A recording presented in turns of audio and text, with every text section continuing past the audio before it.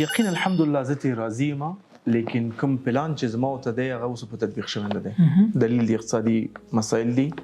زما پلان دا و چې موږ باید تخنیکی بخشونه هم ولرو چې هغه اوس په تطبیق شوی. یعنې د لسم نه بعد 2 کاله شله باید تخنیکی زده کړه وکړي که هغه هر یو خپل فیلډ انتخاب کړي.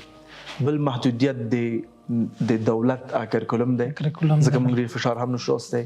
سم تطبیق کړي فی الحال اول دا چې موږ ساينس ټیکنالوژي اسلام د ماشومان ذهني کې چولې د کار پکو. الحمدلله شو تاسو ولدله ساينس فیر درلودل ماشومان تلویزیونو ته زی. دویم منګه تربیه کوي څنګه فکر وکي، ځکه هر مضمون سره پروژه لرو. بل من هر کال کې د رخصتي کې دوی من کار کوي چې سو غواړي انجینر شي، انجینری بخښتلې سو غواړي ډاکټر شي، ډاکټران سره کینو. دا د الحمدلله غټ انویسټمنټ زموږ په یقین سافټویر باندې موکو چې هغه به ډېر راشي ان شاء الله خلک استفاده کوي. کلاست چې هغه په ټول افغانستان لپاره مکاتب او پانتون کورسونو لپاره وي، عوام خلک لپاره هم وي. وظیفو کې موږ تغیرات هم راوستي، څنګه خلک وظیفې باید واخلي.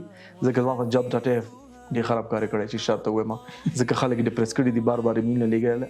بهتر دا ده چې کمپنی باید خلک دوی تر زما سره کار وکړي، ځکه ټول ډاټا وي یا انتخاب وي چې دا کستا تاسو ټول ډاټا مخکې نشته دی. بار بار ولې خلک باید جاب نه منډ کیو سی وی ان ولېږي او انټرویو باندې لاړ شي. او دغه میتھډ زما په ډېر یو خوانه میتھډ دی، میتھډ به بدل شي.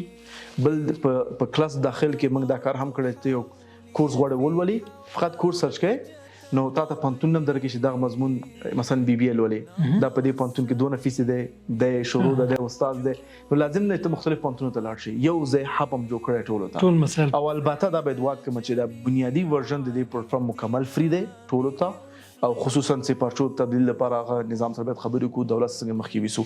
دا ما یقین جوړ کړی غواړم نور خلک هم ترنګ دا یو. بل ان شاء الله زموږ نیت دی چې ماشومان منګ چې کوم زیو اسلامیات ته لاړ شي او کوم چې ان شاء الله ساينس زیغه ساينس طرف ته لاړ شي. ډیر نظریات دي چې هغه به ډیر شریک کوم ان شاء الله چې هغه د تخنیکی بخش دي. لیکن عمومي الحمدلله راضي یم، والدین راضي دي، زموږ بهترین ټیم لرو، بهترین استادان لرو. او بل دا د یادونه ول دا چې یقین نه زه کوم پیسې نه اخلم، هغه چې هر روپۍ راځي بیرته موږ بیرته سرمایه‌ګذاري کوو.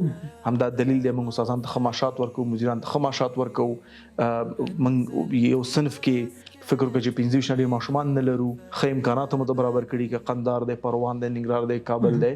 نو والدین خوشاله دي، خپل ماشومان ګوري او زم په دې خوشاله یم چې دا 3200 ماشومان چې موږ سره درس وایي دوی آینده جوړ شي. دا ماته ډېر مهم وي که یقین یو لک افغاني وګټي، دا ماته مهم وي. تخبل فکر وکړه بدون شک دا آینده. نو هدف دا دی چې یو نظام یو سیستم جوړ کو چې هغه د آینده نسل تیارول لپاره وي، چې هغه ساينس او ټیکنالوژي او اسلام سره مطابق دی.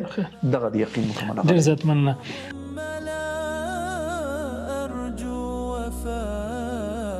فالدمع لي سلوى وحبري